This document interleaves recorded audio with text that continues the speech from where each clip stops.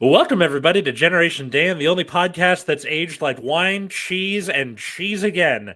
I'm Atlas Yeah. Novak. I'm your millennial. Who else is here with me? I'm Dean of the Genetic Marvel, and I apparently started with the outro, and that's on me. I apparently technology has escaped me, and our guest is I'm Jim, the baby boomer. It's Jim Eaton. Welcome back, Jim. Yes. Yeah, good to hear. Good to see you guys. Yeah, in fact, I should start walking around in diapers because I am a real baby boomer that way. I mean, why Just not? not like Baby Huey. I think it's a good idea. I mean, have you started stealing batteries randomly? I feel like that's also like you're just like, oh, Batteries? yeah. Well, since the Radio Shack closed and you don't have the battery club of the month anymore, you got to steal batteries because there's no. You used to be able to get one free battery a month from Radio Shack. Now we don't have that. That's the real anger behind the baby boom generation. We're out of 9 volts. What are we going to do now? I mean, will be chirping forever. It's a concern. It's a concern. It is, yes. That's fair. Well, then you wonder why there's only one battery in your remote, too, because some baby boomer came in there and freaking stole it from you. Yeah. I've never heard this stereotype before, that boomers steal batteries. Yeah, that's a huge thing. Just because you can pocket a battery anywhere. Easy. And nobody realizes.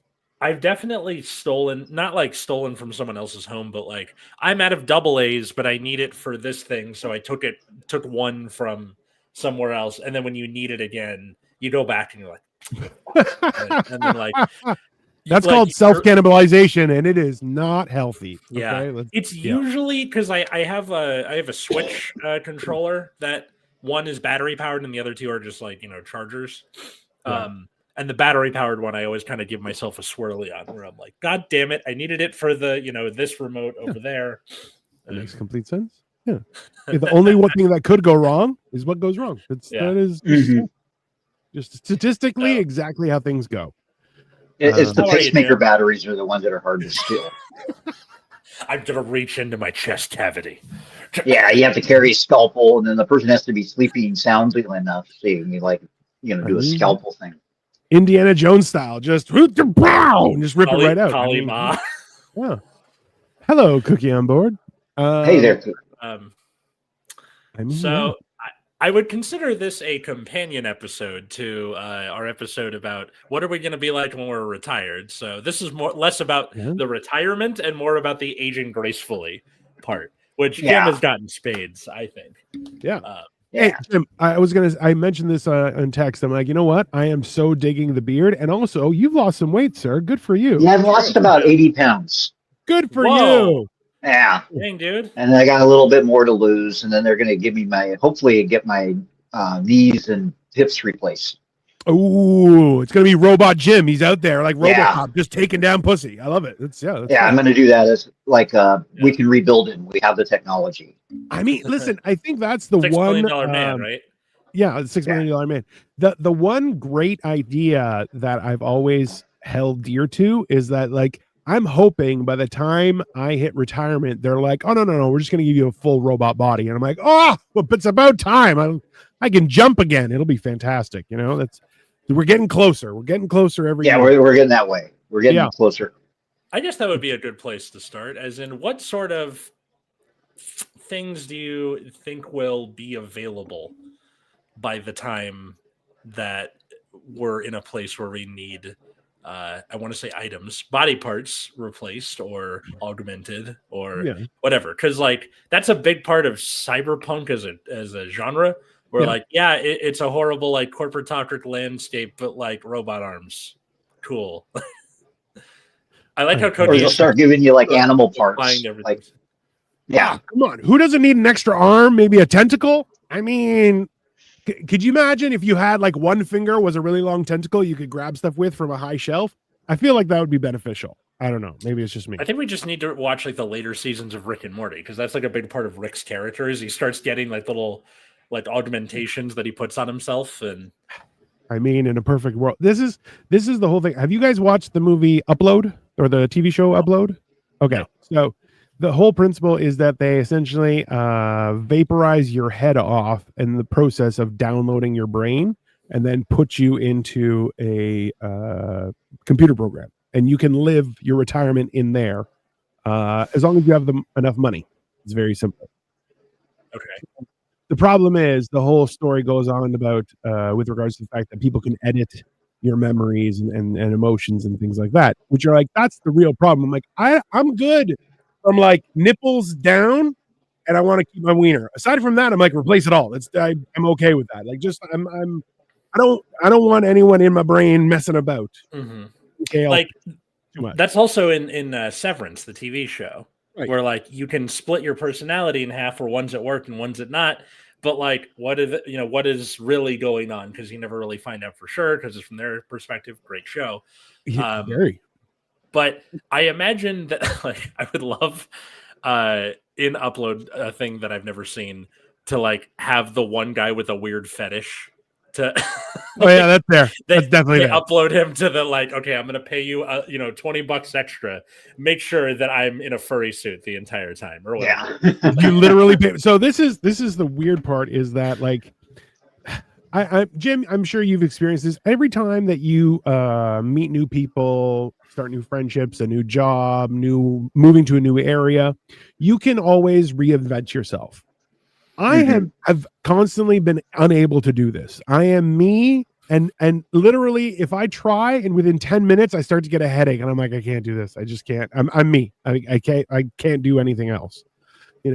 And it's this weird thing where like every time that you meet somebody, you could be a different person. There's nothing holding you back. So the idea that you could just switch things up, why not? That's why Severance, for me, I'm like, you'll be a totally different person because you only have half of your mind, half of your experiences. You're brand new. It's weird, right? That's why, like, the idea of number one, keeping your mental faculties as you get older, hugely important, because physical, that's whether you like it or not, things are going to change, right? Yeah. Well, that's why I look at I studied theater arts in college, and I think that was actually a wise choice, because I can act my way out of anything. Well, not anything. I couldn't get myself out of jail, but I was trying to act like I was a guard. But they said, well, yeah, but you'd have a uniform if you were a guard. Oh, I didn't think of that.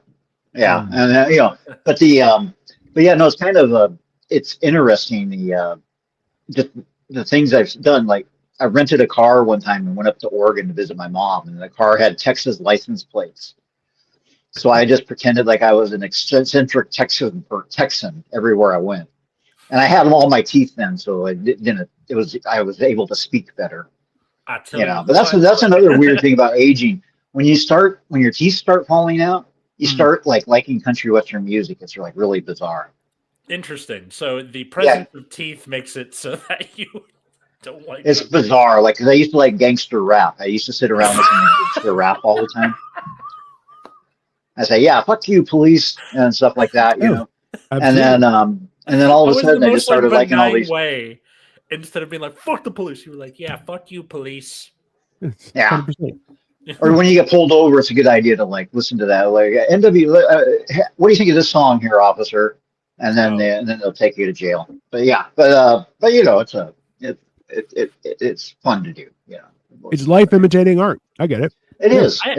I haven't thought about that. Like you just have like a bootlicker playlist, so whenever the cops pull you over, you just start playing like whatever sort of songs they would like, and then maybe they're less likely to give you a ticket.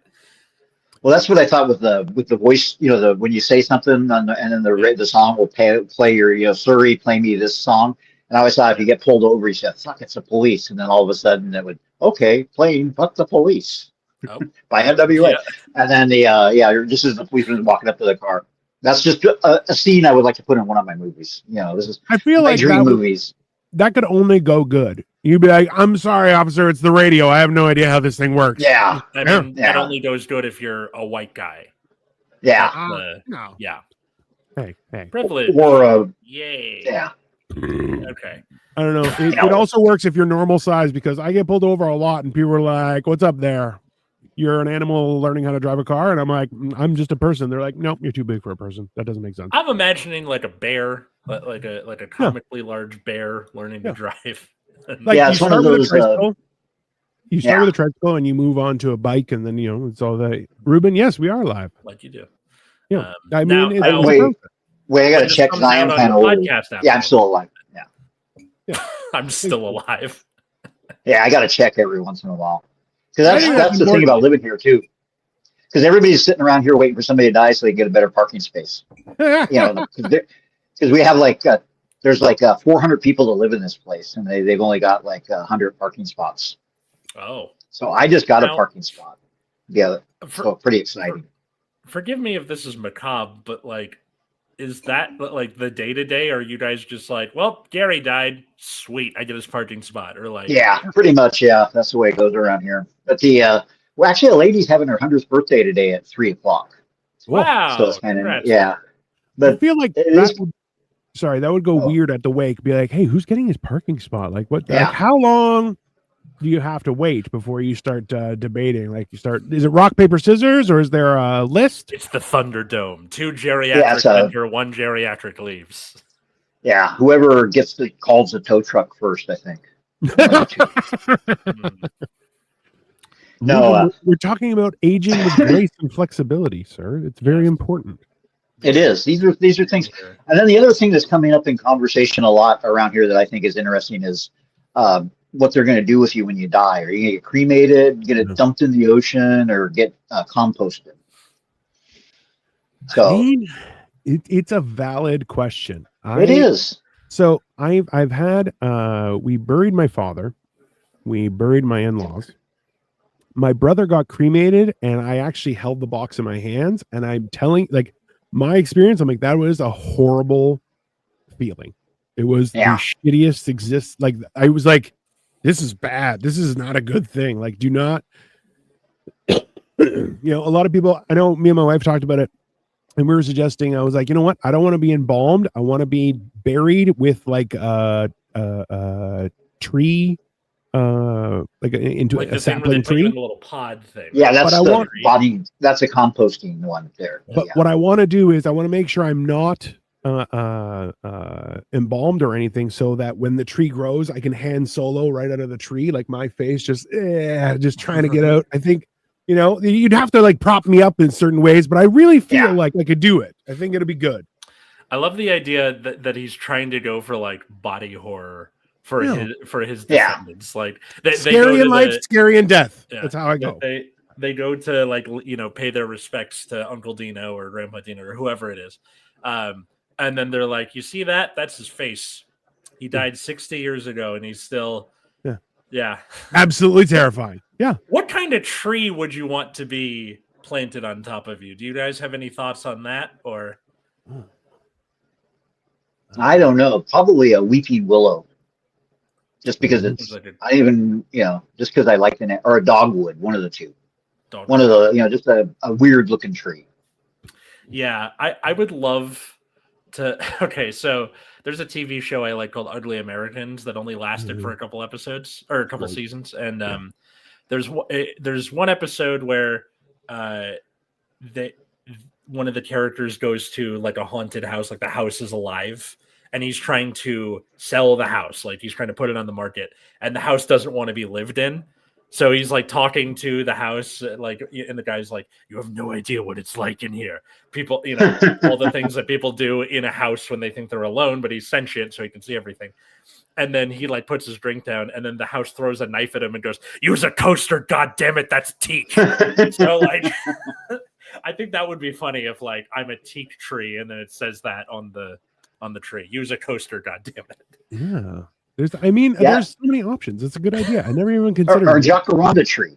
A jacaranda tree because it's my favorite color, purple, and I used to have one of those in the yard in the house I grew up in, and my mom's house now has a jacaranda tree. So like, it's a tree that's been around my entire life. I feel like that. Yeah, those are pretty, but they sure make a lot of messes. That's what I like about them. The one thing is that, but then when they're blooming purple, then people are going to think you're gay or something though. So they have whatever. But they do make a mess. So they are beautiful, but they make. So I kind of like graveyard. That. Who cares? Like, whatever, fine. Ruben says some sort of fruit tree for sure. Like I'd probably go old school and do an olive tree. Just because, why not? That's very apropos, definitely. I mean, yeah.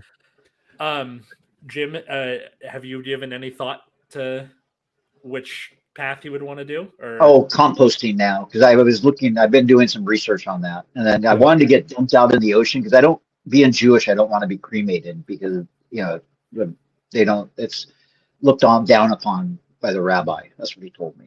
So I see. and then and I got thinking about that. And I go, I think I'd like to. And then I was watching this thing about composting, and then they put you in this like chamber, and then they put you out in the desert. And it's like less expensive too, because I ended up paying, like when my sister died, I ended up paying like $8,000 for her to be cremated and to have I go, that's just seemed like such a waste, but anyhow. Mm-hmm. It is what it is. But imagine they bury you out in the desert to be composted, and you become a peyote cactus. I feel like yeah. Can you imagine? That'd be fantastic.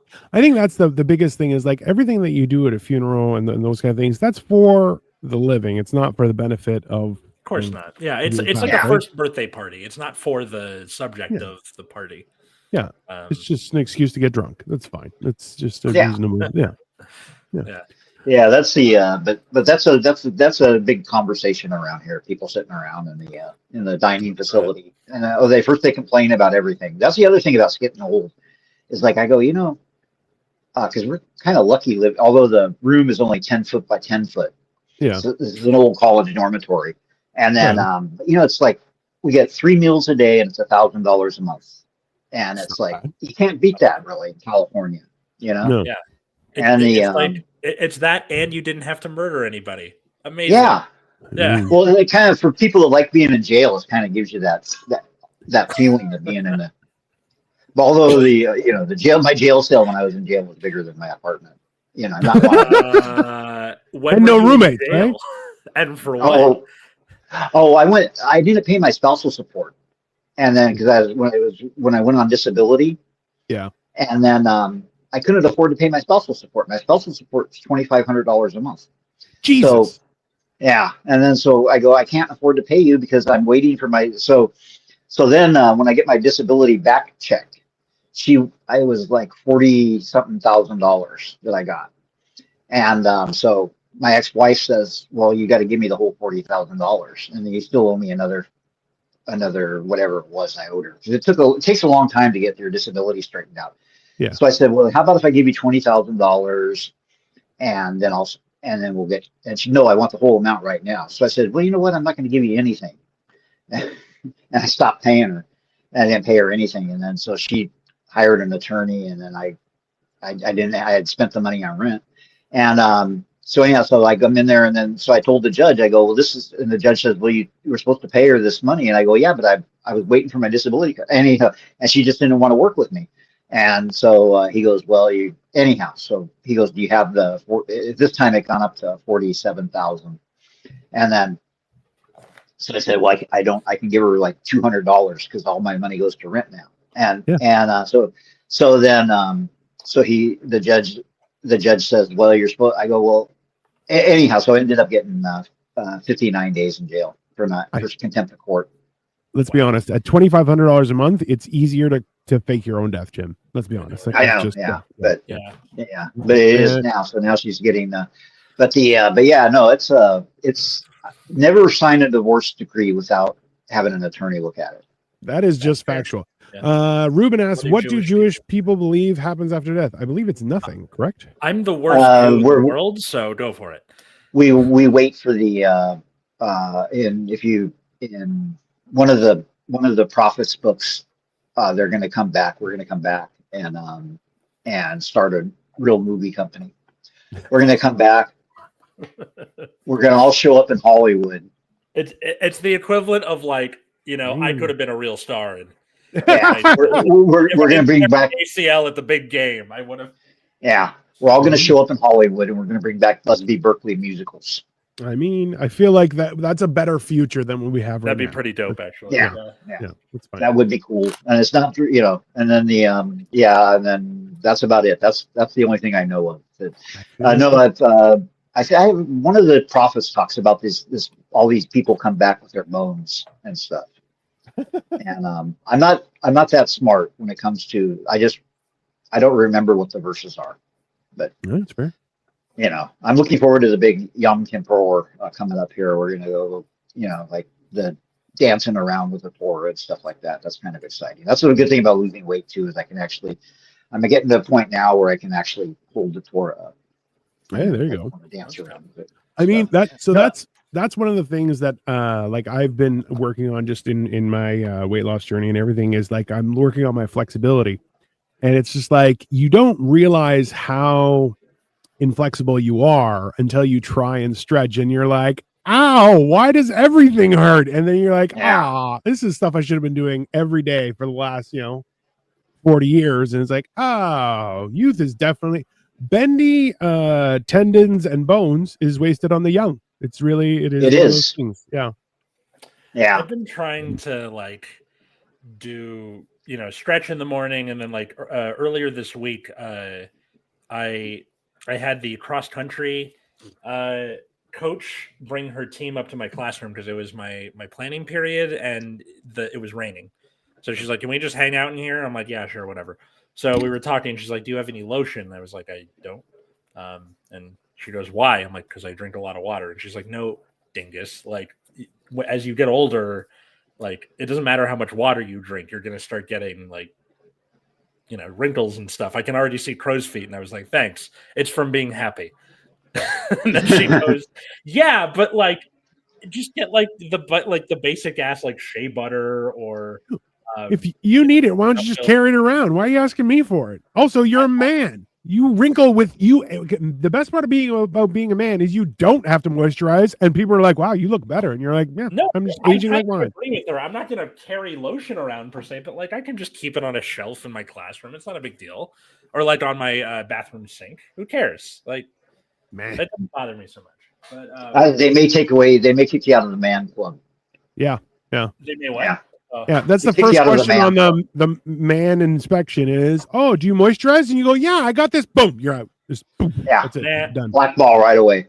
I will not have any of this toxic masculinity on my podcast. I think that if it's gonna be this way with like moisturization as I get older, maybe it is a good thing for me. Because like my mom, who she's in her early 70s, and she spent the entirety of like the 60s basically getting fried by the sun because she was like, "I'm a surfer. Sunscreen doesn't exist yet. Whatever, I want to surf." So every year she has to go to the doctor, and they have to fry the skin cancer off with a laser because of that. And seeing that growing up, I was like, I should probably just never go outside, and thus I didn't. Hey, that said, it's not perfect. I can already start seeing these like the frown lines and stuff. And I mean, these right here, right there, this one, yeah. Hey, you know what? It's called a life well lived, sir. I explained that to my wife, Jim. I was like, she's like, "Oh, I don't want to get wrinkles," and I'm like, "You don't want people to know that you've had a happy life?" She's like, "Not at all. It's not about not getting wrinkles at all. It's like, okay, I have a very specific relationship with stress, which is if I get too much of it, my brain tries to kill me. Therefore, I try to deal with it in such a way where I can process it healthily and not just go, Now, the problem is that like I'm not very good at that, and that's why I'm in therapy for it. But it's probably a good thing to me not going outside very much and like trying to deal with my stress in a healthy way. That said, I also have a vitamin D deficiency, so you win some, you lose some. Well, that's the thing with Americans have a huge vitamin D deficiency, and I think it has to do with people using sunscreen. Yeah. Really? So every sunscreen, like not everyone, but the majority of sunscreen products that are on the market are also in lawsuits for carcinogens. Right? Like there are some serious issues with what people are like, "Yeah, you should do this for your skin," and you're like, "Don't do that. It's really bad for you." There's like Victoria gets all of her stuff from Korea now because apparently Korean skincare products are like just top tier. Those tariffs must be fucking insane. But also, Victoria, if you're listening, can you send me the link for that? Because hey, in all honesty, a lot of the stuff, like you start to find out that not only is it all under one conglomerate umbrella, but also not good stuff for you. Like it's kind of scary because Well, how many times, Jim, you've seen this before, is like the Coppertone baby. You're like, we lived and died by that. You're like, I'll make sure you put some sunscreen if you're going to the beach because sunscreen every hour. Oh, I don't use what's the skincare you use, Victoria? I don't know. It's some other Asian. Some other Asian. You're going to get in an argument later, I bet. Well, if you use like Crisco would be good because then you can kind of cook yourself too at the same time. That's what Robert Redford did, and he got chicken skin. It's fantastic. You know what's funny is like we used to. I did that as a prank in college. We, you put lard instead of sunscreen. Delicious. On the beach, or in this case, it was like an outdoor music festival. So one of my friends gets like the worst sunburn of his life. He's like, I was putting on sunscreen, and we're like, it's Crisco. Yeah. He's like, fuck you. Cooked yourself. I smell delicious, but also fuck you. I need an answer from Victoria. Okay, Victoria, you don't use Korean skincare. Well, what is it that you buy? I'm not in a rush here. Just at some point I am. Answer me, woman. Jesus Christ. Well, the Jodie Foster was the Coppertone baby. I wonder if that's what started John Hinckley's fascination with her. Yeah, maybe. Hey, John Hinckley, and he's like, "Wow, that 4-year-old's bare butt." Yeah, and then he says, "I'm going to kill the president." I don't want to even say that nowadays. Like, I'm going to do something bad to the president, and then she'll like me then. And then she'll like it. Wasn't the taxi driver. I mean, it's so weird. Augustine Bader. It's German. Okay. This is Augustine Bader. Oh. Whatever that means. It's bitter. Okay. Well, have you ever seen a German that looked like a Korean, though? I mean, unless if they're a German, like person that married somebody from Korea. Globalization is a real thing, Jim. Started his career in skincare, specializing in burn. Oh, so Augustine Bader specialized in burn victims. That's what his stuff is for. Oh, okay. Well, but the Crisco makes burn victims. See, that's what these chemical companies do. Because have you ever thought about this? Like these chemical companies, they figure out a cure first for something. Yeah. And then what they do, is they go and they make. That's insane. Yeah. Probably just the tariffs. Yeah. No. I wonder if the tariffs. What are they going to do when they outlaw the tariffs? Who's going to get all that money that they paid for tariffs? Are they going to get these things?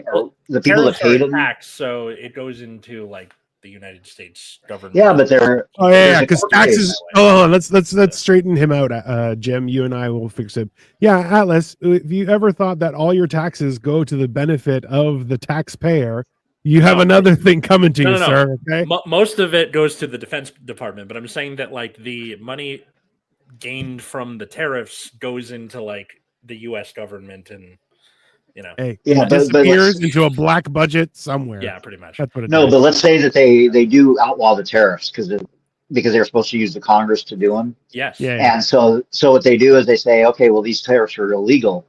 So there's going to be all this money that was raised. What's going to happen to that money? Is it going to go to one of Trump's? Yeah. Is it going to go to stay in the companies, or is it going to go back to the people that paid it? Oh, it's definitely not going back to anyone. Yeah, it's not going back to anyone. It's like people say, what if they found out the election was stolen? I'm like, okay, imagine if that did happen. Do you think they would then be like, sorry, Kamala Harris, sorry about that. You can go take your place. Fuck no. There's nothing you can really do about that. That actually happened with Bush v. Gore, where it turned out that Gore actually won Florida, but he had, so they didn't give him the presidency after that. No, because he had already relinquished the capitulated. As Harris did too. So that's why it's not. Yeah. Listen, hey, I'll be honest with you. None of those candidates you guys have been voting for are any good. Okay, it doesn't matter which side, up, down, left, or right. Not one has been beneficial for quite some time. Okay, so they're all on the side of their campaign donors. Well, this is the inherent issue, right? Is that it's not just about because the role of politicians was supposed to be a representative for their constituents. And now it's my job just to get reelected. And you're like, that's not a job. That's ridiculous. That's not how you do things. But okay. Whatever. So we talked about skincare. We talked about death. I guess we're going like backwards. We're starting with death and moving backwards. Yeah. What about things like exercise and your joints and things like that? Oh, being in the pool was so nice. Ooh, That's what I spend in 2 hours. I'm up to 2 hours a day in the pool now. nice. And No wonder he's so yeah, wrinkly. yeah. And then that's what. Well, yeah. Oh, another thing about being wrinkly, being fat, is like the plastic surgery. Like when I lose more weight, they'll have a lot of extra skin to work with. I mean, that's useful. Did you Yeah. You have can just cut out the bad stuff and just you can become Well, a puzzle of good skin. Good. Yeah, what they do is they cut in there and then they pull it and then they stretch it out. But I kind of like being all wrinkly because that's what I like. I like being he's all like, I have so much extra skin, I can be like a flying squirrel. I'll be Yeah. like fucking Oh yeah, Absolutely. I'm planning on that. Yeah, I got to get the things put on my arms and I'm gonna like fly around. Okay. And 'Cause now I here's normally something how I we hope fly. you'll really like. Yeah. Yeah. Well, I want to do the whole thing with the with because normally I've always had this fantasy about filling myself up with helium and then flying and then pulling on the power lines, just going around, or the cable lines, and just kind of like, because you're not grounded, you can hold on to them because you're not touching the ground, That's and true. then Your and voice just would be be full. insane where you're like flying around doing like, I used to drive a bus. Wee. Like, Yeah. Well, that's another thing about we're talking about like acting skills, being Yeah. a bus driver and dealing with stressful situations. Because being a bus driver is actually a stressful job, Oh yeah. and I was having problems with it, and I went to this. I was going to therapy, and then my therapist was always fascinated with the weird stuff that would happen on the bus, and so she's telling me, she's going, what you need to do is just think you're watching a movie, and you're like disassociate yourself, and you'll find it quite entertaining. So I started doing this. So I said, I'm just imagining myself as being a third part, like I'm watching this happen on a TV show, and it made it real easy for me to deal with these stressful situations. I And can only picture it's Jim driving a bus. Everything's on fire, and he's like, la la la la la la la no, this la is a la. great film. Yes, great film, great film. And then but you have to be the hero because you have to put yourself in the movie sometimes too. So you have to be the hero, and you have to be the nice person and all this kind of. So you just want to be like somebody you want to see. So Sure. so it works unless if you're somebody that wants to be somebody that's evil or something. But I was in this improv class. I was taking this improv class, and this is another thing when I was driving the State Street Shuttle, which is this bus that just goes up and down State Street in Santa Barbara. And it's just stupid little. It's a little tiny bus, and it doesn't have a door on it or anything. And so how these do people get in? people in my improv group, well, there was no actual physical door. So like when you pull up to the stop, there's just an open thing for a door. Oh, So you can't Like a close it to trolley. keep anybody out. Yeah. gotcha. So these improv people that I was in this class with, we decided to do guerrilla improv. And we had our 10 o'clock trip. We left from State and Sola at 10 o'clock in the morning. And we go down State Street. And then they would do is they take turns with describing somebody that went nuts at work, and then describe this. And then we picked this one guy, Justin, and so yeah, oh man, we think he had a gun, and they kicked him out.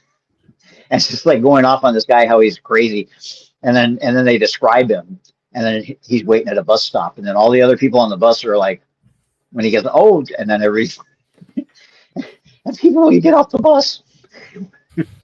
People that didn't know the situation. I love it. Oh my god! That was our guerrilla improv that we would do and stuff like that. There are guys who will be on a phone arguing with somebody outside of a place and be like, "Yeah, you know what? You want to fight? Come out and meet me." And he looks at a guy beside him and goes, "I'm wearing a white shirt and khaki shorts, and I'm wearing sunglasses." And then the guy's like, "Hey, no, that's me. That's not you." And just starts freaking out. He's like, "Sorry," just runs away.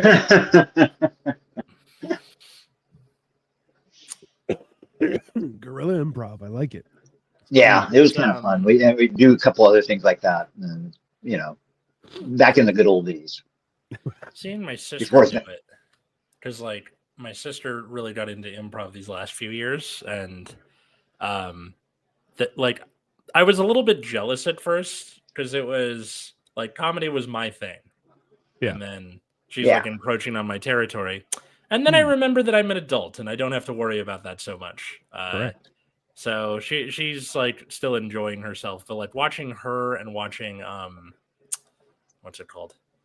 Make Some Noise, the College Humor show makes me want to like give it more of a try, because I've always said that stand up and improv are like different from each other. They're We're like very different. Well, they're Yeah. steak and mongoose, actually. yeah, people tend to like lump them together, but improv is yes and stand up is no one here's why, and I feel like that would be good for teaching because there have been many a day where the kids are like, you know, either not doing something well enough or like having trouble, or the opposite where they speed through it too quickly and like, I didn't have anything planned after this. So that happened this last Friday where I was like, what am I doing? We have like half an hour left in class. Fuck it, we're playing categories. I mean, listen, there's only a reasonable amount of reward. You'd be like, hey guys, so listen, we're gonna have a little fun time because it's Friday and we finish early. But if anyone walks in, we have to become serious and we got to talk politics or something. Everybody knows that if admin walks in, you lock in. That's the yeah. Otherwise, we're all never doing this again. We're all learning all the time, and it's gonna suck. Yeah. See, I'm. This is the whole thing is that if you're trying to become more versatile, I think improv is great. But at the same time, like they are distinctly different. Like people who laugh at improv are weird.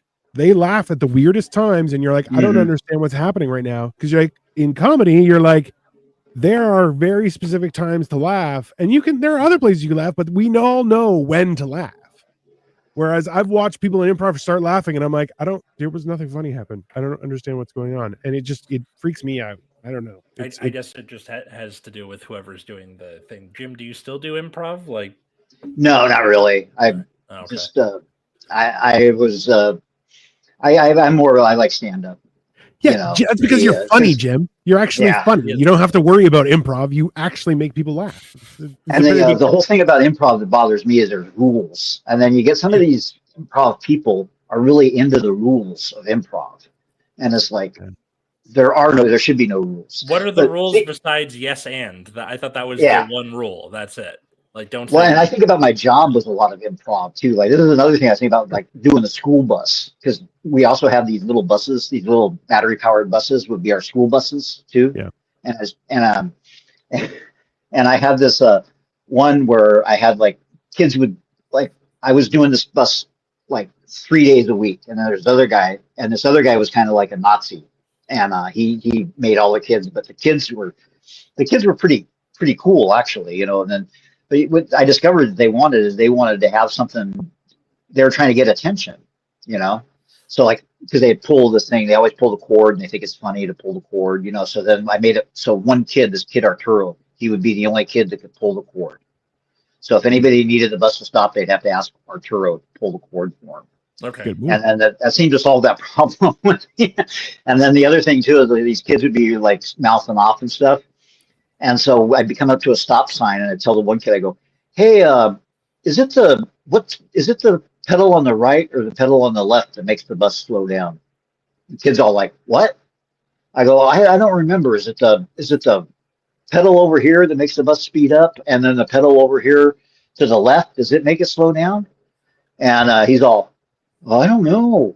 Okay, so but yeah, I think it's the one over here on the left. So then the kids like he started watching the, and then they started paying attention to the driving, you know. And I said, oh, okay, can you guys remind me of that when we come up to stop signs? It's like, okay, the pedal on the left makes the bus go slow, and the pedal on the right makes it go fast. And then they go, oh, okay, we can do that. And then they all started paying attention to the. I mean, I thought that was pretty funny. They're now, if everyone doesn't say the right pedal, we're all gonna die. I mean, that's what. Well, I didn't say I told them that. I just say, hey, I can't remember. Is it the pedal on the right? What was this saying? Is it improv more? Yeah, I don't know about that. I think you have to be a lot quicker witted doing stand up, because I think so too. They both require a quick wit. I won't say they don't. Yeah, but improv is more about keeping the conversation going, whereas. But it's aimless. It can go anywhere. Whereas comedy is about streamlining it to a very specific place. right? And also nobody knowing where you're going except Yeah. you. That's like, so it's there's quick wit involved in both, but there are different process or a different effect is required from both of them. But Yeah, I'm what they call a dimwit. So, yeah, I'm not which I don't know where that fits in the whole wit or a half wit too. I've been called referred to as a half wit. yeah, I mean, I Got don't, that those two things going for me. I'm too in my head for me to bother with being quick-witted for a random purpose on a Tuesday. I'm like, oh no, I'm no way. I could barely I think. love in the the morning. idea of saying I'm an idiot because you're not worth my time. That's You are correct. not worth my wit or Yeah. my Yes, my quippiness. 100% factual.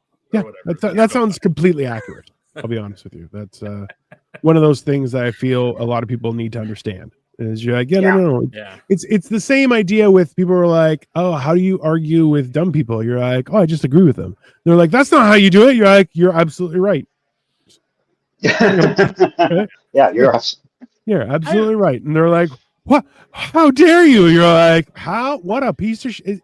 It's the same thing when people are like, I really dislike you. You're like, I dislike me too sometimes. That's fine. We can be on both sides, both of us against me. No problem. I'm okay with that. Apples, I guess. Okay. Yeah. I did want to ask a question about hair specifically because you both have gray hair and how dare you? Dino's bald. I'm balding probably. And it's interesting talking to some of the other teachers where like another one, like one of my neighbors has like a full on Walton Goggins, like receding hairline and he pulls it off great.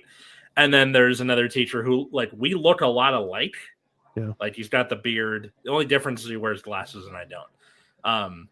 And he's like, why don't you try like Rogaine or something to keep the hair that you have? And like, I guess I could, but seeing how I looked with a shaved head, knowing that that's an option,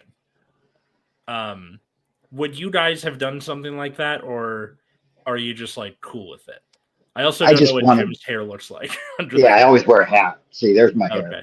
Yeah. Okay. See, gotcha. And then that way, and this way, people, it's kind of the old guy.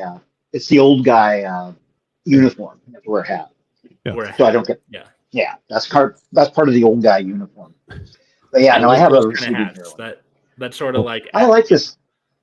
Yeah, I love this hat actually. If you rosemary oil should help you stop receding at this point because you are still fairly young, Alice. Mm-hmm. But also too, like, so this is something I want people to understand.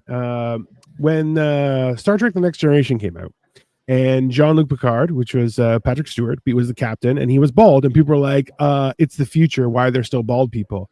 And you're like, that's the point. In the future, people realize that that's a stupid thing to judge people by. So when people are like, oh, you're bald, does that bother you? I'm like, why does it bother you? Because it's this idea that someone would judge me because I have less hair on top of my head. And especially when Jim and I can grow such majestic beards, it's a little bit ridiculous, right? So like that whole thing, like, do I wish I had my hair back? Yeah, I always had great hair. It fell out. Okay. This whatever. If anything, it's a little cooler up top and it makes life a little bit easier. I'll be honest with you. I can wear a toque. I can shave my hair. I don't need a haircut for like once every 3 weeks because I just get it down, shaved to a number 1, and I'm good to go. No problem. Like you can find pros and cons in any situation. I know people who have like ridiculously dense hair. A few of Victoria's friends are Armenian. The most thick, lush, dark hair you've ever seen in your life.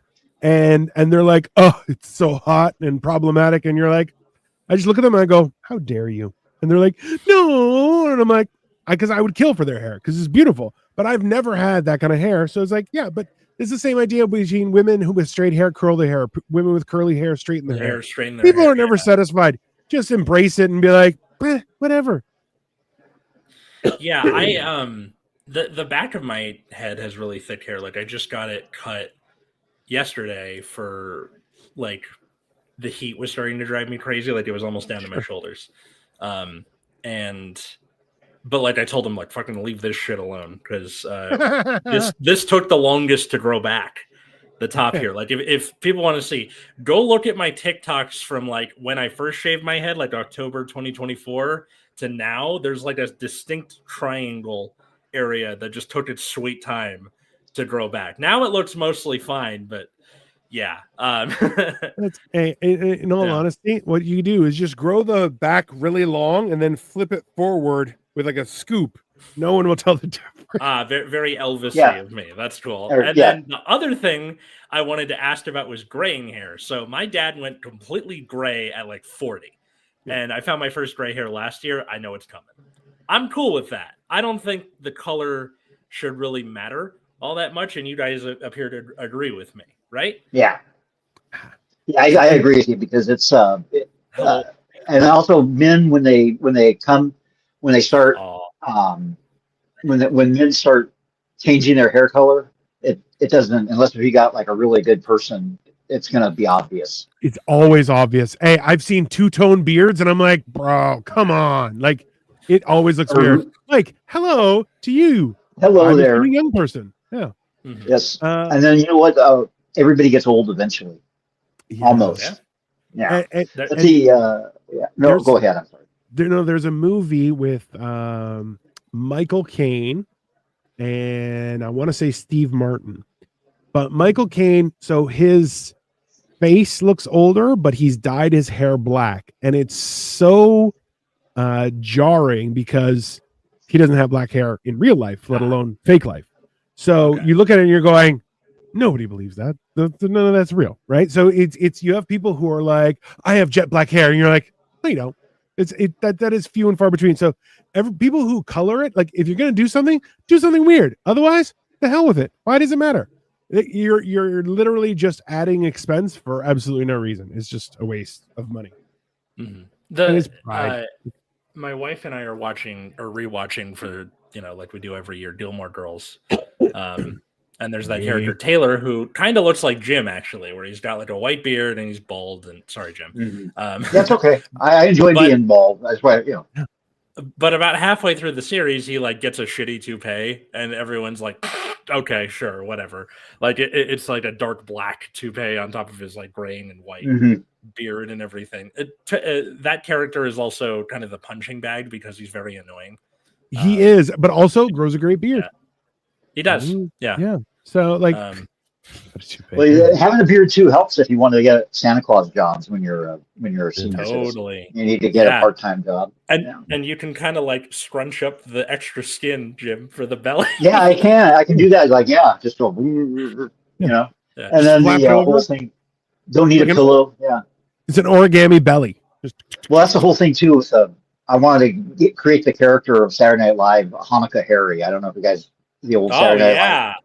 Yeah, totally. That he would go around it was John Lovitz. He'd go around helping the Gentiles, with all their holidays, the Easter Bunny and the Jesus. One of my favorite Saturday Night Live. The League of Their Own recently. He's great in that. Yeah, he's actually a pretty good actor. And he when he had that comedy club at the Universal at the City Walk, he would hang out there a lot. And he was really, really open to open micers, which I thought was kind of cool. Mm-hmm. Yeah, he's a weird guy, but at the same time, you're kind of going like, I can't figure him out. Like I particularly loved him in Rat Race, where absolute tomfoolery and shenanigans, and it was hilarious because he really leans into it every time. And you're like, I like how it's kind of a remake of It's a Mad, Mad, Mad, Mad World, but like they do some cool stuff with it. I like it. It's a funny movie. And there's a lot of see, that's the problem with a lot of comedy is that if you want to make it, you're like, okay, you're gonna have to start acting. You're like, I don't want to act. If you're like, you really have to, I'm like, I really don't want to. I just like making people laugh. That's it. It's all. I just it's a weird thing, but people are very intent on. You're like, oh, you got to do this, you got to do that, and you're like, I'm not doing that. People are like, you should do slam poetry, and I'm like, how about not? No, how about no? Yeah, comedians and poets are natural enemies because any coffee. Well, I do enjoy acting myself. I enjoy acting, and I love like doing the character study. But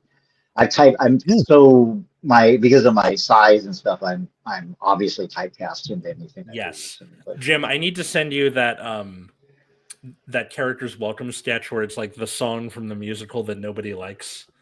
Okay. Hey, Jim, I have a question for you. Of all the things that are traditionally or assumed for old people, what's something that you're constantly fighting against? Oh, that's a good one. I don't know. It's I kind of accepted being an old person, and then it's because it's with age comes knowledge, and Right. what kind of bothers me is that people don't really realize that, and especially with other older people, they tend to be stupid, you know. Yeah, and if I'm understanding, if I'm right, answering your question, oh, thank you, Atlas. If you do the with these, so it's kind of like a stereotype where, and that bothers me is like people assume you're a grouchy old man when you're a grouchy old person, and being here in Isla Vista, it's like there's us, this assisted living facility that used to be a college dorm, and we're surrounded by college dorms, and there's like 20,000 college students live in this little town here, 1 square mile, and there the baby boom generation has kind of let down the generations behind us with our greed, in my opinion, and so in a sense, I can see that these kids should be a little upset with us, and justifiably so and so that's what bothers me, is just that the stereotypes of that, but it is deserved because there is a lot of old people that are just not, they don't think things out, they're not, and there's not a lot of critical thinkers that are old people, and I don't know where that came from. No. So it's interesting that you would say that, because I remember Victoria and I were in a queue lining up at a store for to the cash, and 2 older people who were probably late 60s, early 70s, and they kind of pretended like they didn't know how a lineup worked, so they were just kind of like walking in between people getting forward, and I stood in their way, and I just looked at my wife and I was like, can you imagine being that old and pretending not to know how to line up just because you think you're more important? And both of them were like, oh, and then just walked to the back of the line. I'm like, what are you on about? Like, what are you out of your fucking mind? Like, it was so enraging for me, but I'm just like, no, I'm just going to call you up, because I was raised very much, respect your elders. And I'm like, yeah, unless they're an idiot. And then I'm not, no, it's respect is earned. You get more of a benefit of a doubt if you're older. You say, okay, well, they're old. Be patient. And then you're like, oh, no, you're just an asshole. I'm not doing any of that shit. Oh, yeah, no, 100%. Yeah, it's respect is something that should be earned.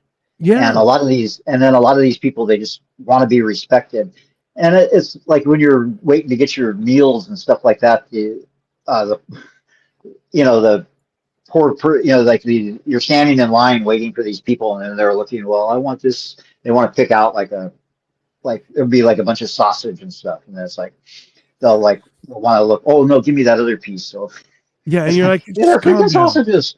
Yeah, just calm down.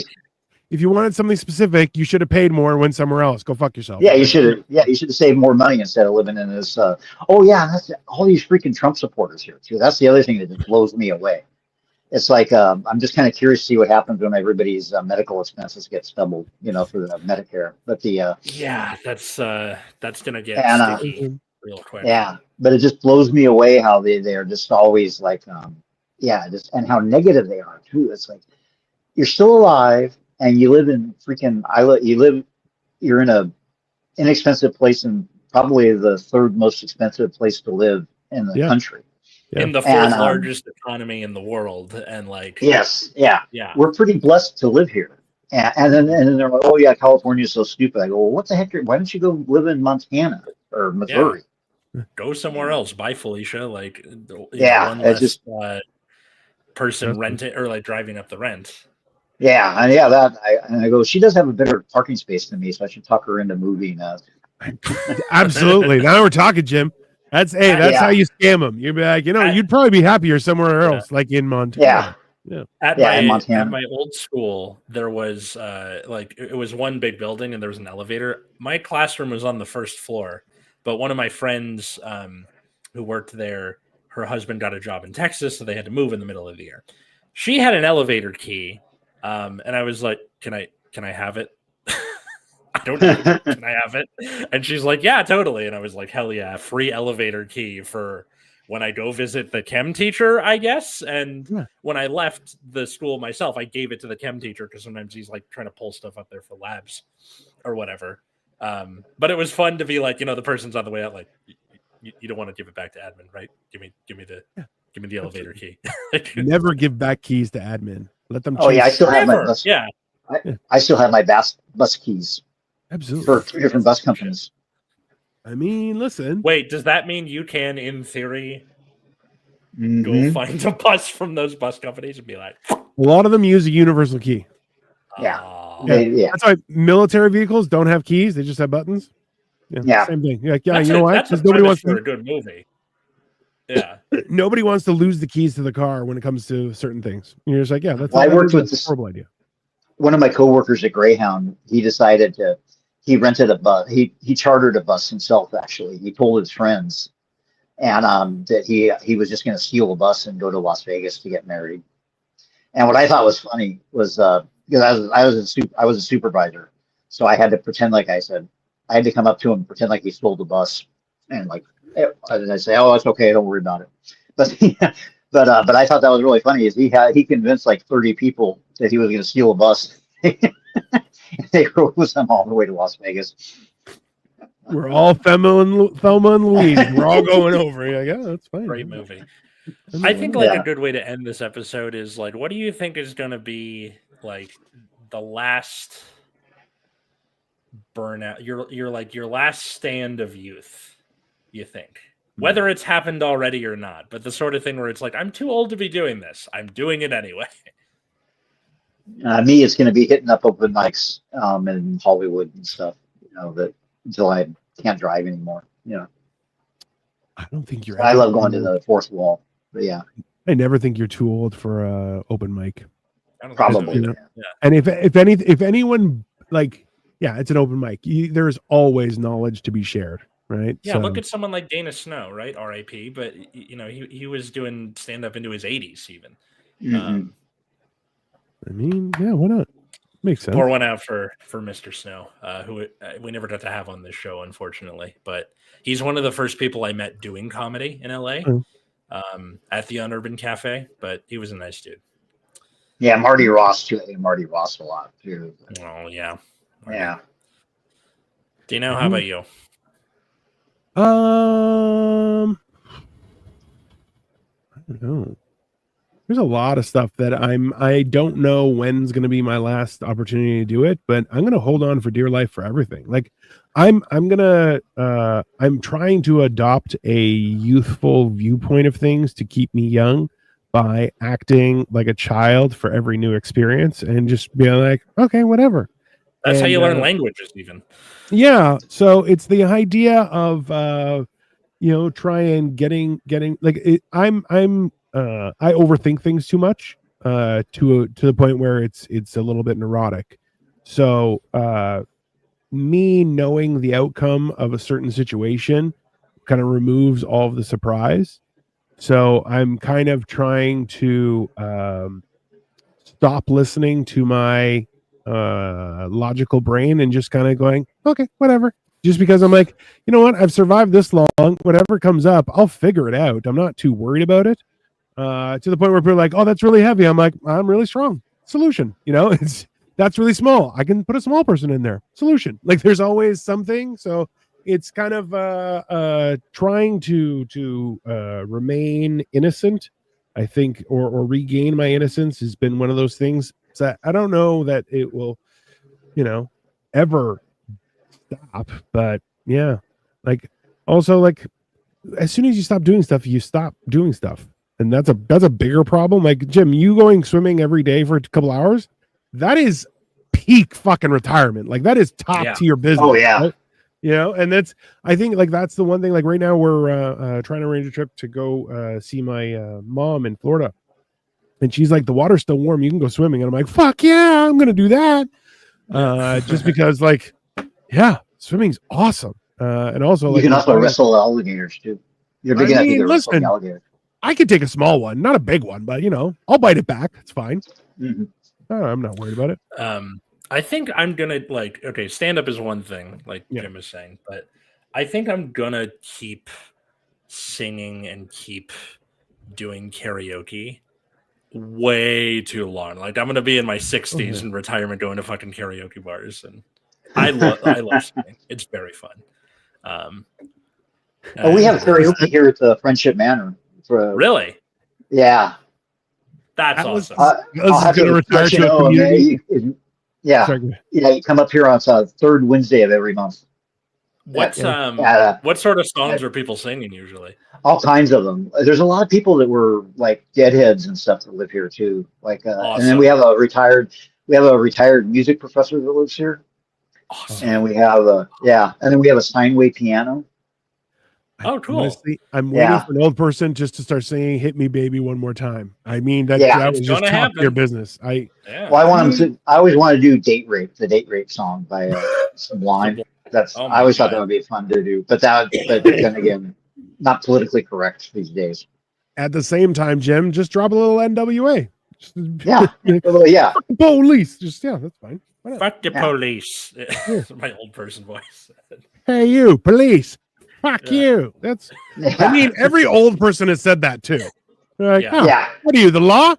Fuck you. Like, that's cool. Yeah, and that's the best way to be using your retirement, I think. I feel like the itsy bitsy or what's those songs? How much is that doggy in the window? I heard that one last Wednesday.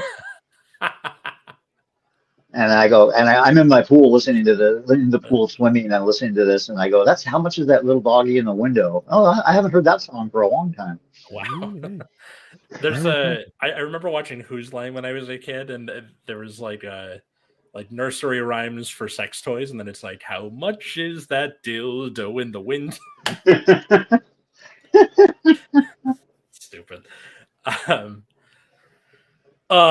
Jim, thank you so much for coming. Hey, well, thank you, gentlemen. It's always a pleasure doing. And then we got to get you up here to one of our shows in Santa Barbara. I don't book the shows, so I'm gonna. I'm willing to drive up there, so please. Okay, I know that because you drove up to that one in Santa. I don't do the one in Santa Paula anymore, but bummer. We're at the harbor on the Santa Barbara Harbor on Saturday nights now, and another place called the Red Piano on Thursdays. Cool. Where can people find and follow you and all that stuff? There? Facebook or Instagram. Facebook and Instagram. That's and at Jim Eaton or something else. Jim Eaton, I think it's Jim 805 or something on Instagram. Oh, okay. All right. And I still can't figure all that stuff out. Or at least I pretend I can. And then that way when I get in trouble for threatening the president or something, then I can I had no idea that was no. Exactly. I can't even say that at all. Sorry. That was it's how you get a young girlfriend. You just be like, I don't know how to use this. Can you help me by putting in your number? I'm not going to have a young girlfriend again. My last young girlfriend ended up I'm sticking with anybody my age now. So anybody who was there when Kennedy got assassinated, that counts. That's anybody. That's the boomer thing, right? Like we were. Yeah, that's the boomer thing. Yeah, where generations are shaped by experiences. That's it for the boomers. I was assassinated. I was a 4-year-old with a rifle and the diapers on the Recruiter film. No, I just that's funnier when I was thinking about it. We mentioned diapers a lot this episode. You can find us at Generation Dan wherever. That's our new sponsor here. Now that we're doing our sponsor here is Insure and Depends. Yeah, a diaper for every season. Yes, you can find me from Pampers to Depends. Wherever fine social, he's gonna kill me.